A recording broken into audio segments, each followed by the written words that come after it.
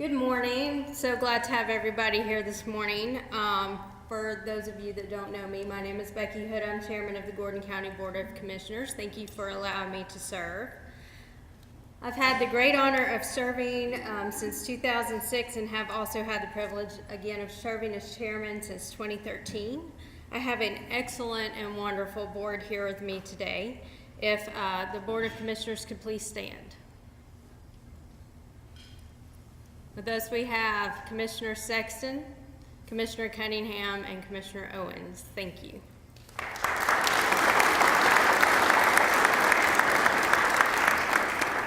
I'd like to also mention other elected officials we have with us today. We have Sheriff Mitch Ralston and his wife Nikki.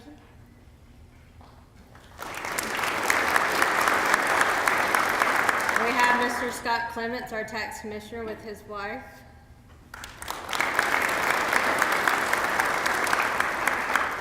Is there any other county elected officials? All right, moving to the next group, we have Travis Loudermilk, our field representative for Tom Graves' office.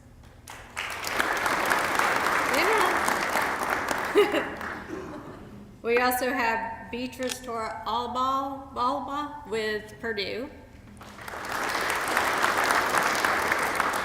And Ryan Williams, our new field representative for Johnny Isaacson's office.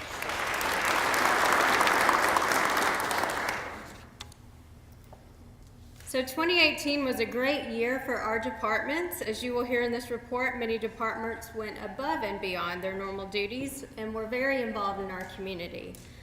Jimmy did a lot of time talking statistics. I'm going to spend a lot of time talking about the way that the county gave back. The Sheriff's Office and Gordon County Board of Education have implemented a plan where deputies are deployed to all county schools for our safety and security. The Sheriff's Office hosted both adult and youth leadership training programs, and the Sheriff's Auxiliary raised thousands of dollars for special needs in our community. Thank you, Mr. Ralston. The Parks and Recreation Department had a busy year in 2018. In addition to providing organized sport leads for county school residents, the department hosted several high school events in cooperation with the Gordon County School System. The department also implemented a new cash management system utilizing Square, so that this allowed the departments to begin to take credit and debit cards in concession and operation. So you don't have to use cash, you can swipe your phone. The department hosted numerous sports tournaments, including United Way and GRPA District 5 basketball tournaments, managed the Resaca Battlefield Historic Site, as well as booking 1,624 campsite nights at Salicoa Park. Fire Chief Doug Ralston and his staff assisted with hosting a public safety day at the Home Depot, where kids not only received information about fire safety, but they were also able to experience the fire engine's equipment and, of course, Sparky, the fire pup. 4 of our fire and rescue employees participated in mentor lunches at Bellwood Elementary. Each firefighter is paired with a child who attended Bellwood, and each firefighter eats lunch with the students every other Friday through the year. This past Christmas, our fire and rescue department, along with Sheriff's Office, City Police, City Fire and Rescue, and many other public safety departments, participated in the annual Santa in Uniform Shopping Day. This event provided Christmas for approximately 70 children with gifts and boxed meals that were provided by the Home Depot. And for the adults in our community, in 2018, the fire department was evaluated by the Insurance Service Office. This resulted in Gordon County's ISO rating being improved from a 6.9 to a 4.4Y, which helps homeowners lower their insurance cost. Our emergency management agency worked with our local schools to complete safety walkthroughs and evaluations of their safety plans. EMA also provided civilian response to active shooters, CRACE, training in our schools and local business. The Gordon County E911, along with many other public service agencies and local businesses, hosted House of Addictions, which is a haunted house with a message. The haunted house welcomed over 300 people as they were reminded of the harm in doing drugs and unfortunate outcome. And I will tell you that I took my kids through it. I'm pretty sure they're going to be drug-free for the rest of their life. They were scared to death. Our local nursing home recently received creative pumpkins at the end of October and decorated Christmas wreaths in December. Both the pumpkins and wreaths were crafted by our E911 staff to hopefully brighten the day of the nursing home residents. During Halloween, Gordon County E911 opened the doors to the public for a meet and treat. The staff gave out candy for children, and all visitors were able to see their 911 center in action. The past year, Gordon County opened the new animal control facility. This project was a SPLOST facility, so thank you for that, and it was funded, and the project turnout was great. Gordon County held a ribbon cutting for the new facility and followed up with a Forever Home Adoption Day. Many people turned out for the event, and over 15 animals were adopted, and the new owners also received a gift bag of pet supplies. The board and I would like to thank all our department heads for their staff for a great job this year. So if you are a Gordon County employee, could you please stand at this time?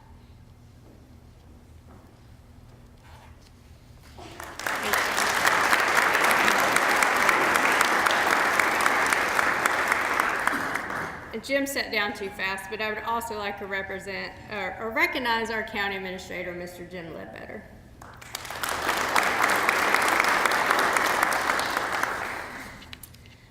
Over the last few months, Gordon County has been very busy with our upcoming SPLOST projects. We recently met with our architects, and we are moving forward on the remaining 2012 to 2018 SPLOST projects. Those include the Health Department, Brookshire Park, the Senior Center expansion, and yes, we're finally going to work on phase 1 of the courthouse.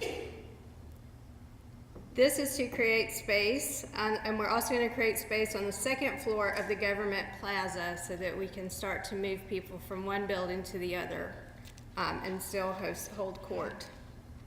While we may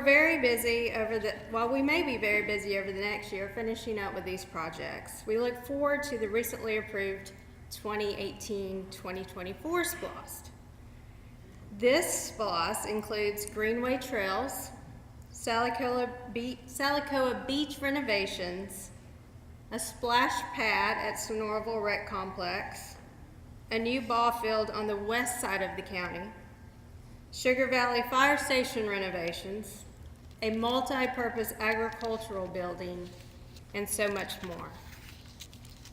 Over the last couple of years, Gordon County has experienced very positive economic growth. And as a result of this growth, the lost and SPLOST collections from the last 6 months had an increase of over 7% compared to the same time period a year before, and each had an increase of 14 compared to 2 years before. Because of this growth, Gordon County was able to roll back the county millage rate from 9.89 to 9.631 mills. While the millage rate has decreased, the county's overall financial net position increased $1.5 million from June 2017 to June 2018, continuing the steady increase each year since 2013. We are beginning to see the signs of growth in the industry sector as well. Some examples of this growth, as Kathy talked about, included new industries such as Pilgrim's Pride and Mullinex Truss. And other companies such as Mannington, Mohawk, and LG have recently expanded their operations here in Gordon County. Because of this industry growth and 400 new business licenses and over 50 new businesses opened in 2018, Gordon County's unemployment rate did indeed drop to 3%. This is the lowest unemployment rate that we have seen since May of 2000. The growth in the economy and our local industry is coming right in time for our community.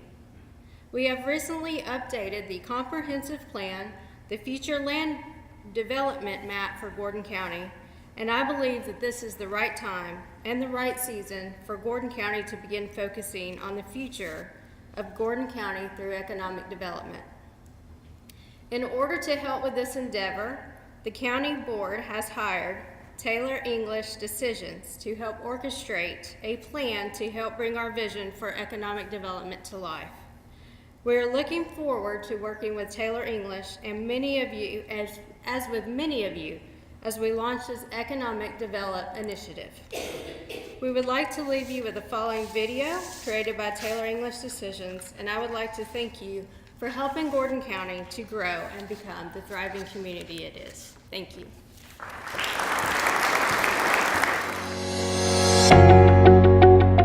Gordon 25 is the first 5-year economic development plan for Gordon County and its cities. Designed to grow our prosperity and capitalize on our vast assets, we continue to improve our quality of life and prepare for the future. Now a few words from Gordon County Chair Becky Hood.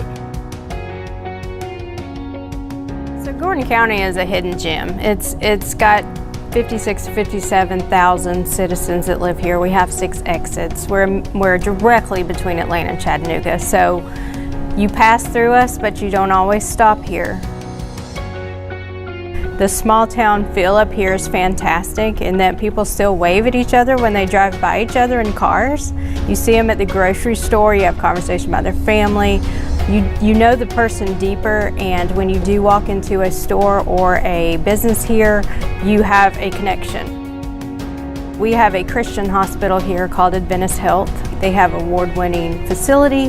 They have excellent care doctors. So we have 2 excellent education systems. We have Calhoun City and Gordon County. We also have 2 college and career academies and a technical system, Georgia Northwestern Technical College. The goal of the schools is to get the children graduated and entered into the workforce with the technical systems. So what we do is we reach out and they work with Mohawk and Shaw and different businesses like that. I think the stability of government here is good. We do communicate often. I think the city-county relationship is probably the best that it's ever been. I think we have the same vision of goal as to trying to make this a better place to live, work, and play. I think by having the Gordon 25 Economic Development Plan that we're working on right now with key stakeholders in our community, we can get together and focus on a plan of what our community looks like. We have stakeholders from healthcare as well as teachers, as well as government, and all kinds of different facets of our community. And I think collectively we can get together and come up with a plan of what that looks like. What I personally would like to see is a satellite college land itself here for our students. I would also like to see our graduating class come back and work here one day. So my goal would be to have a diversity of businesses of all types so that each citizen here could earn a good wage, take care of their family, and then in return spend money here, be able to buy what they need to buy here so that the economy rises itself. I would like to see my children be able to come back and make a nice paid living in our community.